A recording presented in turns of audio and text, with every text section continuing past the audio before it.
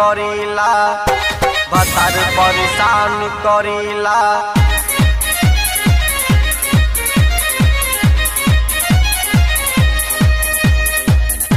भतार परेशान करीला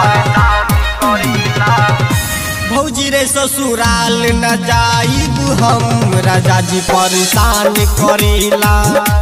भौजी रे ससुराल न जाइब हम राजा जी परेशान करीला सुहाग वाली रतिया में तुरल बगतिया न बेड पर चैन मिलेला पलंग पे न चैन मिलेला भौजी रे ससुराल न जाइब हम राजा जी परेशान करीला भौजी रे ससुराल न जाइब हम राजा जी परेशान करीला सुहाग वाली रतिया में तुरल बनथिया न बेड पर चैन मिलेला पलंग पे न चैन मिलेला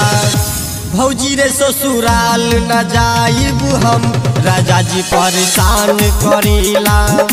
भौजी रे ससुराल न जाइब हम भतार परेशान करीला भतार परेशान करीला डीजे का डीजे हर सीधी का डीजे हर सीधी का डीजे हर सीधी सखी रे ससुराल न जाइब हम भतार परेशान करीला स्टार डिजिटल रिकॉर्डिंग स्टूडियो दसीसरा सब ना करा के जहिया से लैलस रहेला खकुआइल हो सजिया पे आबते करे मना मानी छोड़ा दे देहिया से पानी हो चुमेला हमर गाल भइल बा बेहाल न हमर बात मानेला सखी रे नहीं बात मानेला भौजी रे ससुराल न जाइब हम राजा जी परेशान करेला भौजी रे ससुराल न जाइब हम भतार परेशान करेला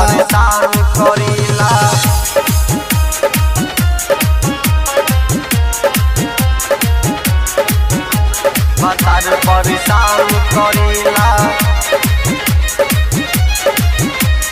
डीजे डीजे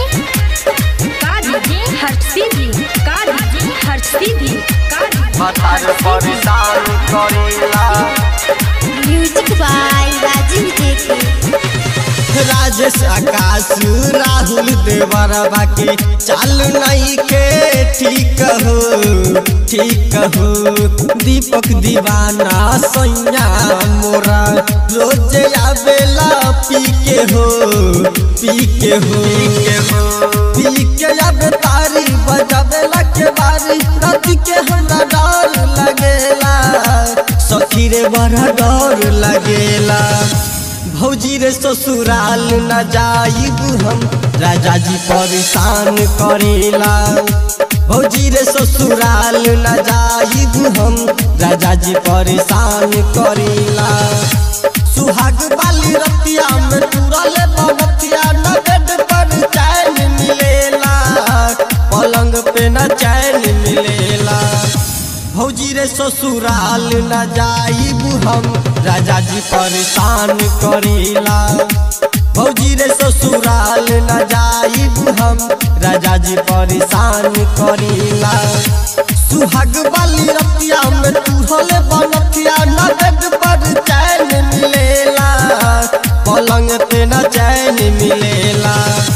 भौजी रे ससुराल न जाइब हम राजा जी परेशान करेला भौजी रे ससुराल न जाइब हम भतार परेशान करेला स्टार डिजिटल रिकॉर्डिंग स्टूडियो दसीसरा